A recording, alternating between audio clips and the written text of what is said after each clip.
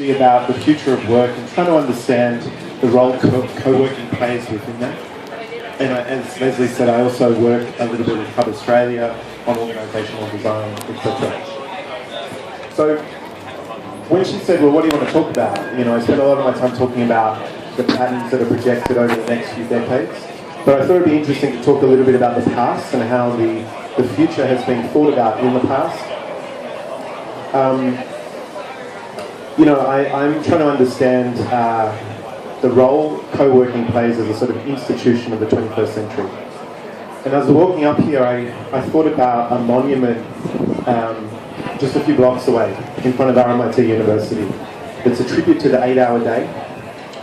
Some of you might know it, some of you probably passed it by without really paying a lot of attention, right? But there was this moment in 1856 when a bunch of construction workers in Melbourne put down their tools and marched on Parliament House and demanded the 8-hour day. So it was 8 hours of work, 8 hours of sleep, 8 hours of rest, right? Sleep, rest, leisure. And it became the sort of foundational template for the 20th century in many ways, right? The 9-to-5 day, the 5-day working week with the 2 days off. And I think a more significant life sort of pattern, which is that we're born and we spend the first sort of 18 years, maybe 23 years learning and being kind of pre-productive, right? And then we spend these few decades being productive and the factory or the office or wherever it is. And then there's this funny post-productive period called retirement, where you play cards or play golf or whatever people do. And this is sort of a deep idea that permeated most Western economies, most of our societies. And I think it's really, we can say it's really breaking down, you know. It might have made sense, the idea of retiring when you were 65 might have made sense when the life expectancy was 67. But I know my mum's in her 60s and she's, you know, beekeeping and gardening and got no if I said you're post-productive now, you know, she'd be very offended. So, what I wanted to do was talk about the some of the deeper shifts, you know, that have happened historically around how work is done and where work is done. So Gerhard Lenski in the 70s, a little academic, he talked about 5 major techno-economic stages, right? So humanity over the last 50,000 years has moved from a foraging stage where the place of work in a sense was the forest to a horticultural phase where it became the kind of garden, you know, the digging stick, to an agrarian phase where the field was the place of work, you know, to an industrial phase and to an informational phase. Now each one of these large kind of eras was enabled by a particular kind of technology and accompanied by a series of kind of cultural institutions, yeah? So in the agrarian phase we had writing and we had the plough. And there were detractors back then. I mean, Socrates was probably the most famous one. Socrates didn't write anything down. He wouldn't be on Twitter if he was around today. Probably wouldn't be on email. Because he argued that writing was like, would lead to the slowness of mind of people of the era. Right? When we moved into the industrial phase, we had a whole series of institutions that grew up and accompanied that. The public school, you know, the factories, the democratic institutions of the day, the newspapers, etc. And we also had detractors. We had the Luddites, Ned Ludd famously smashing the early loom machines, you know. But there are also these kind of visionaries, early visionaries, that put out an idea that's maybe a little bit ahead of its time. And the story that I wanted to share was in 1863, when a newspaper in Christchurch, New Zealand, published an article called Darwin Amongst the Machines. Feels like it's going a bit wild, but just bear with me, coming back around to being that co-working. So Samuel Butler published this article, and he'd been reading Darwin, and he'd been reading about natural selection and evolution.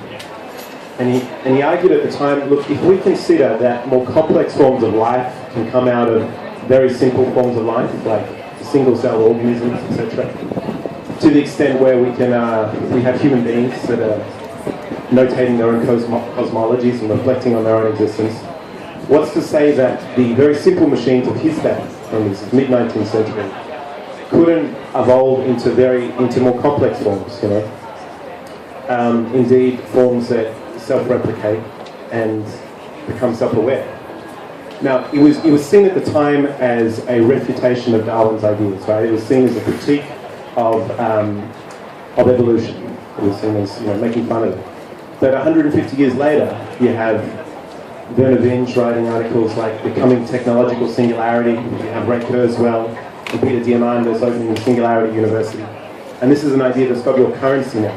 This is way before, of course, Terminator 2 and The Matrix, etc.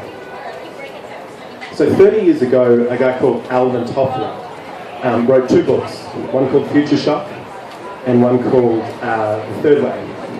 And in it, he was looking at the early personal computers of the late 70s, the early 80s. And he said, this is going to mean a few things. It's going to mean the death of the secretary pool. Executives are going to write their own documents. And it's going to see a movement, just like that 19th century 8-hour-day social movement. It's going to see a movement where people demand to work from home. I mean, he also said that we have space colonies and undersea colonies by now, so you can't get everything right. But and his idea about this was that there'd be kind of central nodes that would connect to satellite. Am I getting 2 minutes? I'm rounding up to the big finish, right? Because he could see this as a social demand, a social trend, but he hadn't foreseen the internet and wireless devices, right? So he couldn't work out how it would happen, he just thought it would. So 30 years later, there's this deep irony that's happened, because just at the moment when the technological artifacts and systems are around that enable people to work from home, we've seen this really curious rise of the co-working phenomenon, right? So in 2005, there were a handful of co-working spaces in the world that identified as such. There's now 3,000 of them. So my research questions are both, what are the drivers that are enabling this? But that's a fairly simple question to answer.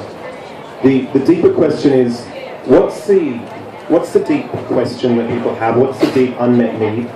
Where, in a world where you can work from anywhere, or a world where you can work from home, and a world where that foundational life template of the 9 to 5 and the pre-productive learning and the post-productive retirement is fully getting disrupted. Where is this new kind of institution sprung from, and what's the need it's serving, right? I know in my own life, when I approach a work day, I don't want to separate my learning from, in one institution and my productivity in another one, and my social life in another one. I kind of want the integrated experience where I can learn something, I can create something cool that serves the purpose I'm working for, and I can catch up with someone cool like you, someone I like and respect, right? All in the one institution. And so that's why I got interested in these spaces and started working with them, started studying them, and I guess deeply trying to understand what motivates people to be part of them. So if you're interested in that, I invite you to chat to me. But also, just question, what does the future of work hold for you? Thank you.